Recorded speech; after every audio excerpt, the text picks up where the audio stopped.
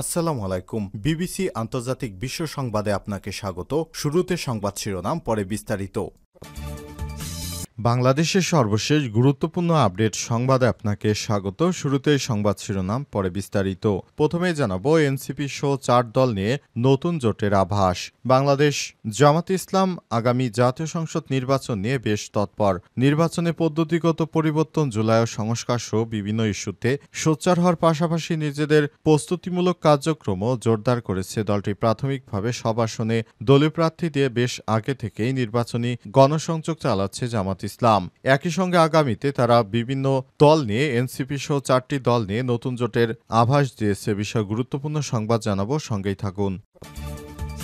এরপর জানাবো রাজধানীতে আওয়ামী লীগের আরও 9 নেতাকর্মী গ্রেপ্তার। কার্যক্রম নিষিদ্ধ আওয়ামী লীগ এবং এর অঙ্গ সংগঠনের আরও 9 নেতাকর্মীকে গ্রেপ্তার করেছে মহানগর গোয়েন্দা পুলিশ ডিবি। গত 24 ঘণ্টায় রাজধানীর তেজগাঁও, কলাবাগান, মিরপুর, ধানমন্ডি, কাফরুল ও ডেমরার বিভিন্ন এলাকায় অভিযান চালিয়ে তাদের গ্রেপ্তার করা হয়েছে।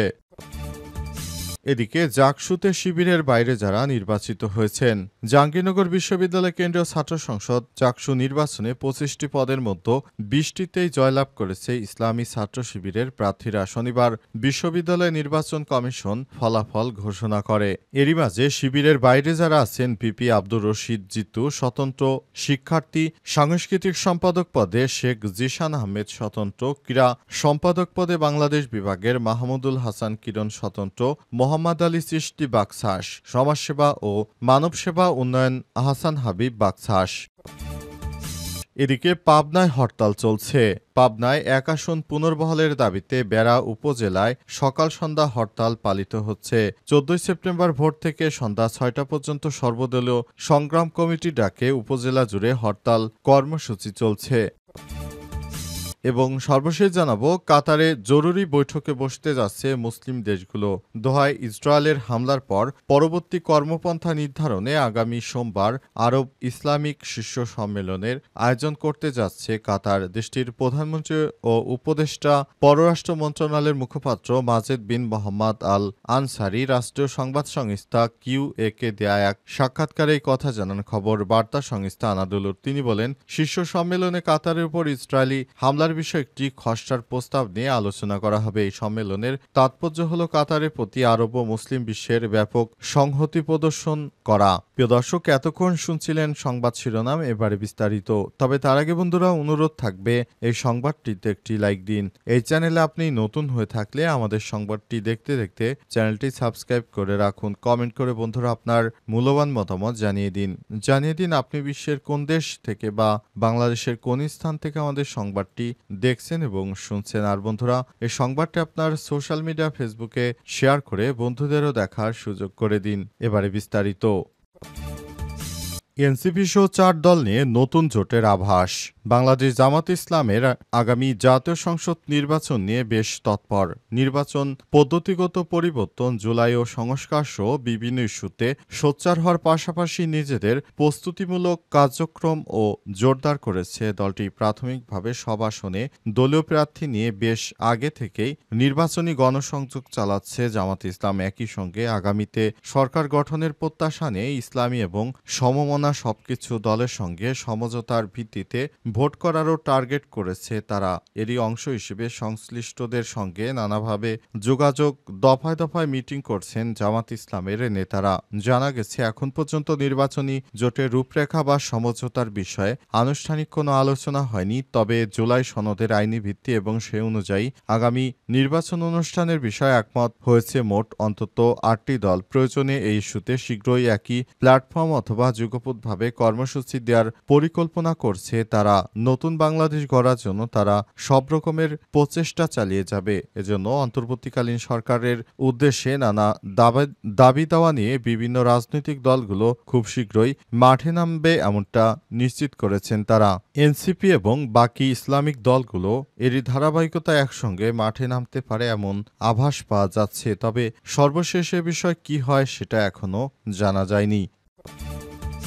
রাজধানীতে আওয়ামী লীগের আরও ৯ নেতাকর্মী গ্রেপ্তার। কার্যক্রম নিষিদ্ধ আওয়ামী লীগ ও এর অঙ্গ সংগঠনের আরও ৯ নেতাকর্মীকে গ্রেপ্তার করেছে মহানগর গোয়েন্দা পুলিশ ডিবি।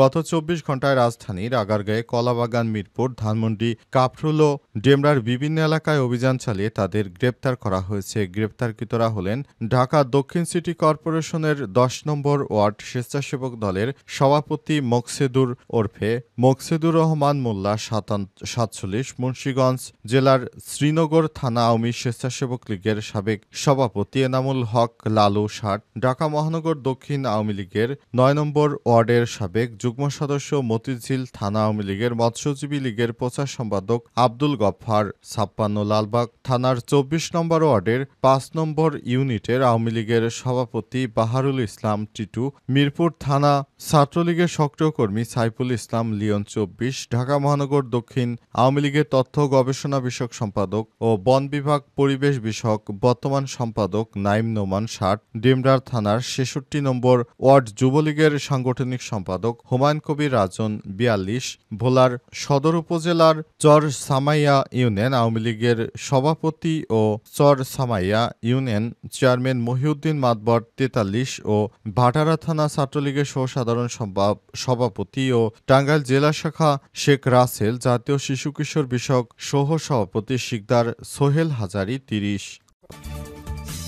জাকসুতে শিবিরের বাইরে যারা নির্বাচিত হয়েছেন। জাহাঙ্গীরনগর বিশ্ববিদ্যালয় কেন্দ্রীয় ছাত্র সংসদ নির্বাচনে ২৫টি পদের মধ্যে ২০টিতে জয়লাভ করেছে ইসলামী ছাত্র শিবির। আজ বিশ্ববিদ্যালয় নির্বাচন কমিশন ফল ঘোষণার পরই বিষয়টি জানা গিয়েছে। এর আগে ভোটগ্রহণ শেষ হওয়ার ৪৮ ঘণ্টা পর ভোট গণনা শুরু হয়। বৃহস্পতিবার ১১ সেপ্টেম্বর বিকাল ৫টার পর ভোট প্রদান শেষ হওয়ার কথা থাকলেও জাতীয় কবি নজরুল ইসলাম হলে দীর্ঘ লাইনের ফলে রাত ৯টা পর্যন্ত ভোট গ্রহণ চলে।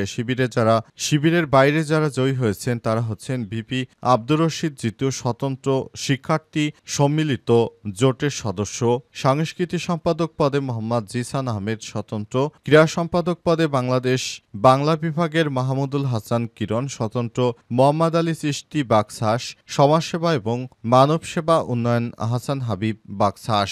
তাদের নেতৃত্ব দেওয়ার কারণে খুব সুন্দরভাবে বিষয়টি পরিচালিত হয়েছে। অনেকেই বলছেন শিবিরের বাইরে গিয়ে কেউ জিততে পারবে না, কিন্তু যারা প্রকৃতপক্ষে ভালো, যাদেরকে শিক্ষার্থীরা ভোট দিয়েছে, তারা মূলত এই নির্বাচনে জয়লাভ করেছেন। তারা আগামীতে দেশের হাল ধরবেন এই প্রত্যাশায় রয়েছে সবাই। অন্তর্বর্তীকালীন সরকারের প্রধান উপদেষ্টা প্রফেসর ডক্টর মোহাম্মদ ইউনূসের সরকার নির্বাচনটাকে সুষ্ঠু করার জন্য সব রকমের প্রস্তুতি নিয়েছিলেন। সে অনুযায়ী দেশে একটি সুষ্ঠু ও ভালো মানের নির্বাচন হয়েছে বলে শিক্ষার্থীরা তাদের মতামত দিয়েছেন যে নির্বাচনের মাধ্যমে খুব দ্রুত সময়ের মধ্যে বিষয়টি পরিলক্ষিত হয়েছে।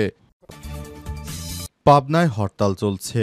পাবনায় এক আসন পুনর্বহালের দাবিতে বেড়া উপজেলায় সকাল সন্ধ্যা হরতাল পালিত হচ্ছে। রোববার ১৪ সেপ্টেম্বর ভোর ৬টা থেকে সর্বদলীয় সংগ্রাম কমিটির ডাকে উপজেলা জুড়ে হরতাল কর্মসূচি চলছে। হরতাল কর্মসূচিতে বিভিন্ন মোড়ে মোড়ে গাছের গুঁড়ি ফেলে ঢাকা পাবনা মহাসড়ক অবরোধ করে রেখেছে স্থানীয় বাসিন্দারা। একইভাবে বন্ধ রাখা হয়েছে নগরবাড়ি বন্দর, বিশালিখা ও কাজিরহাট ঘাটও। এতে ভোগান্তিতে পড়েছে সাধারণ মানুষ। সরেজমিনে গিয়ে দেখা গেছে বেড়ার সি&বি ও কাশীনাথপুর মোড়সহ গুরুত্বপূর্ণ বিভিন্ন পয়েন্টে গাছের গুঁড়ি ফেলে রাস্তা আটকে দেওয়া হয়েছে। বিভিন্ন স্থানে জ্বালিয়ে দেওয়া হয়েছে টায়ার, অ্যাম্বুলেন্স ও শিশুখাদ্য কাঁচামালের গাড়ি ছাড়া সব ধরনের যান চলাচল বন্ধ রাখা হয়েছে। ফলে ঢাকাগামী বা দূরপাল্লার কোনো যানবাহন এই রুটে চলাচল করতে দেওয়া হচ্ছে না। অনেক যাত্রী পূর্ব থেকে টিকিট কেটে রাখলেও তারা বাস বা কাঙ্ক্ষিত যানে গন্তব্যে যেতে পারছে না। হরতাল উপেক্ষা করে সকাল থেকেই ঢাকা পাবনা মহাসড়ক বিভিন্ন রুটে রওনা দেওয়া মালবাহী ট্রাকগুলো বেড়া সি&বি মোড়ে আটকে দিয়েছে বিক্ষোভকারীরা। এছাড়াও একটি বাস ও ১০ থেকে ১২টি সিএনজি চালিত অটোরিকশা ভাঙচুর করা হয়েছে বলে জানা গেছে। এতে পুরো এলাকায় পরিস্থিতি থমথমে অবস্থা বিরাজ করছে। সেখানে নতুন করে যেন কোনো ধরনের বিশৃঙ্খল পরিস্থিতি তৈরি না হয় সেজন্য সবাইকে সতর্ক থাকার আহ্বান জানানো হয়েছে।